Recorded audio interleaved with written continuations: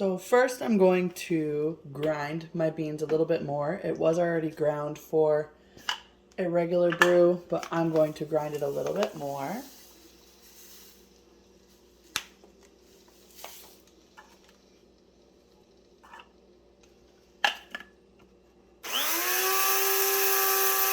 Personal grinders are easy to find, and I find them so handy. So usually what I've done research on is a regular brew is ground for about 15 seconds on this grinder. So I'm actually going to do another 15 seconds pulsing.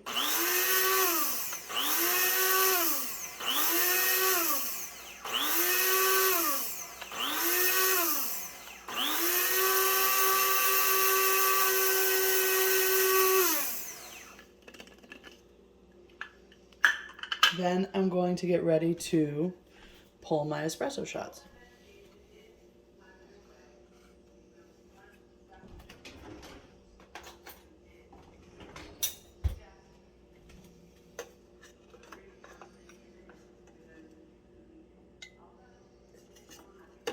This is a medium roast. I'm going to fill the hopper.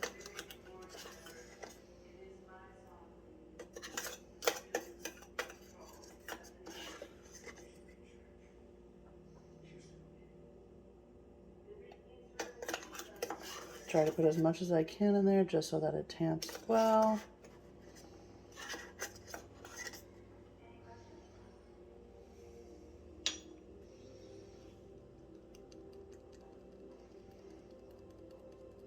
Okay, wipe off my sides.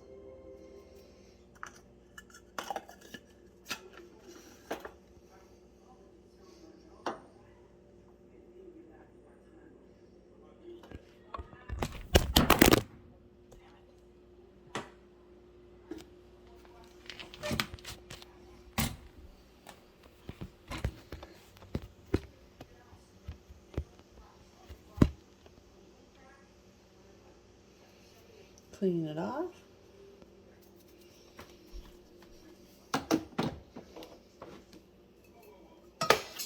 I already ensured the machine had water ready for the brew, and I'm going to pull as soon as the liquid starts, optimal 18 to 21 seconds.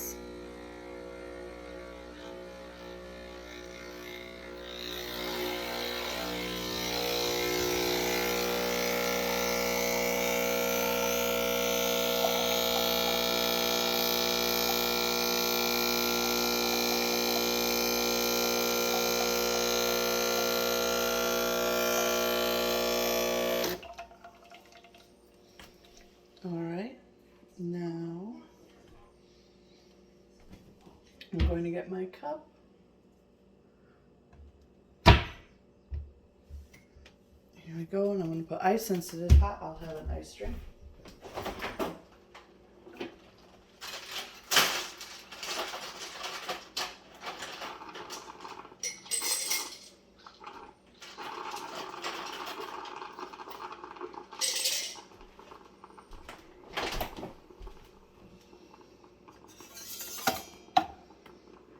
Pour it directly in my cup.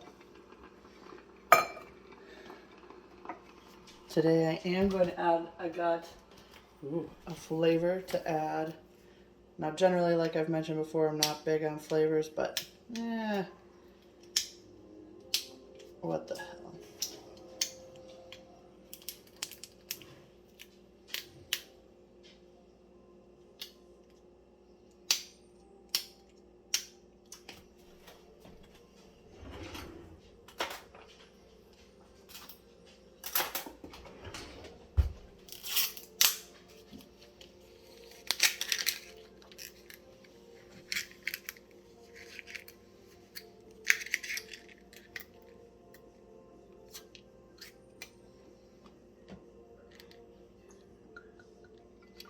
Caramel.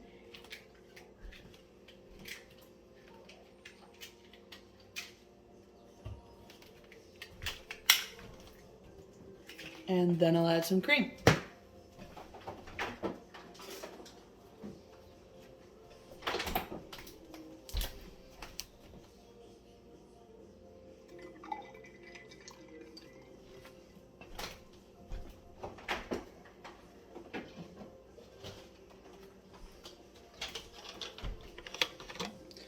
When I go to hot drinks, I will use a different milk, just one that is better to steam. And voila, my reusable straw for earth-friendly products. And there we go, my beverage.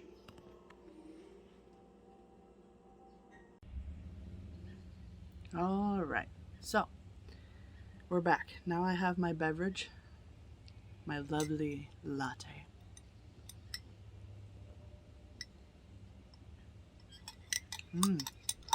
That caramel syrup is really nice. I probably put in way too much, but you know, as me and my fiance both want, extra caramel is always amazing. I wanted to share a little bit about me this week. So, I come from actually the coffee business, and my passion has always been with coffee. I've loved everything to do with coffee. I've worked with corporate coffee, franchise coffee, even since I was 18. One great thing is I have always been involved in coffee, so I recognize the differences, but I'm not a snob. I'll drink all types of coffee, home brew, from a coffee shop, a local, from a corporate, everywhere, not all different things. But I wanted to talk about really is how the coffee business is going to relate to this real estate, right? Like, I feel that the supply and demand in coffee can be similar to the supply and demand in real estate, right?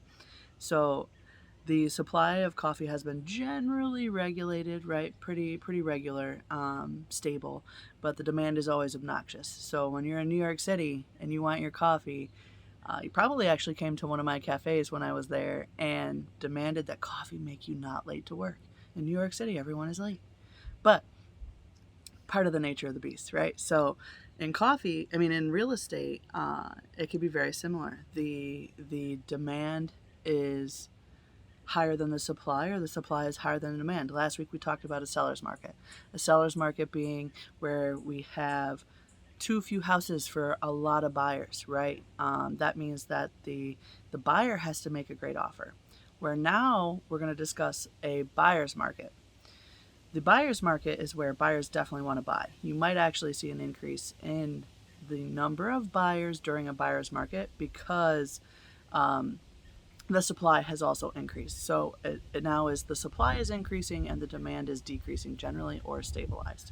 Then really what you want to realize is the buyer can now, we flip the script, right? The seller used to be able to control the sale. Now the buyer is now the one that can control the sale. They're the ones that are going to now be able to make stipulations in order to get the sale to close.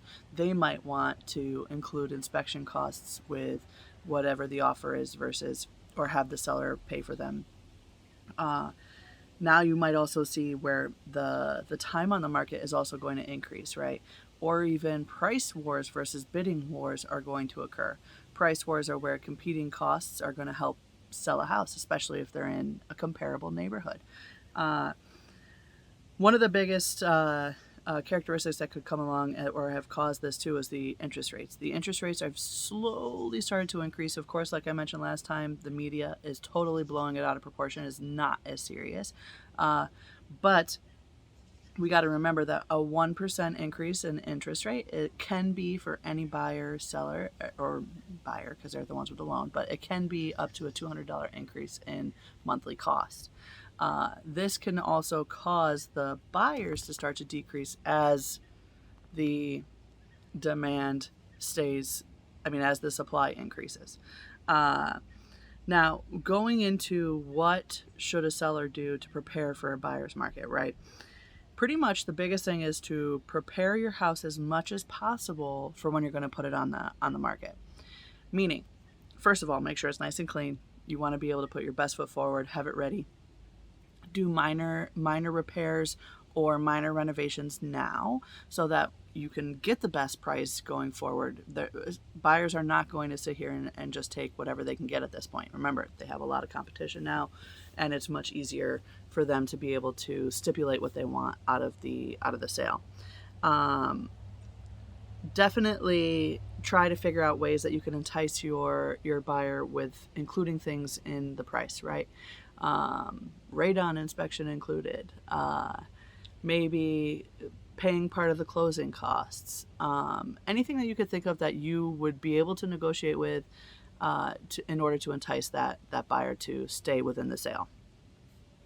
And definitely take your time evaluating each offer, because you never know how many more offers you may get. You may only get the one good offer, and that might be it. You don't know. Now, from a buyer's point of view, this is where you get to be a little willy-nilly, right? A buyer gets to be like, woo, excited, I get to control this sale. So they get to definitely, very similar, by the way, in the coffee business now. This is where the buyers get to be our picky customers, and they get to come in and say, I'm only going to get it if it's like this. And if it's not like this, I'm going to go get my coffee elsewhere. So super important now to recognize this is where buyers get to be picky. They will definitely have an opportunity to ask for what they want. So do they want an inspection? Do they want, like I mentioned, closing costs included? Do they want repairs to be done? So now from those inspections, are they going to demand that certain things be fixed within there? Are they going to say, hey, I'm not taking it until the stairs are fixed. I'm not taking it until the railings are put in. They get to make those demands, especially now, like I said, because there will be less offers. So for a buyer, this is where you get to decide, take your time, figure out the goods and the bads of each house. If you're going to put in an offer, make sure it's well thought out, what you really want in the offer, because now it'll be much easier to get what you truly want and to be the best for you. And definitely pay attention to signs, because now you really want to analyze why a house is sitting on the market. Were they not accepting an offer? Are they not being, because they're not accepting an offer? Is it because that they're not willing to work with the buyer?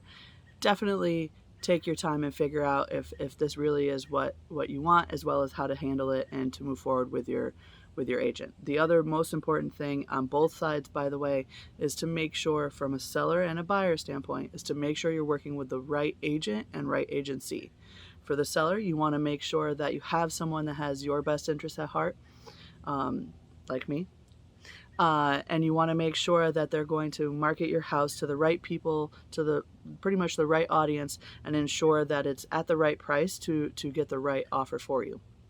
For the buyer, you want to make sure you have an agent, me, that's going to listen to what you want and be able to communicate your wants and needs in a way that'll get it accepted, right? Very influential, being able to get what you want out of the sale.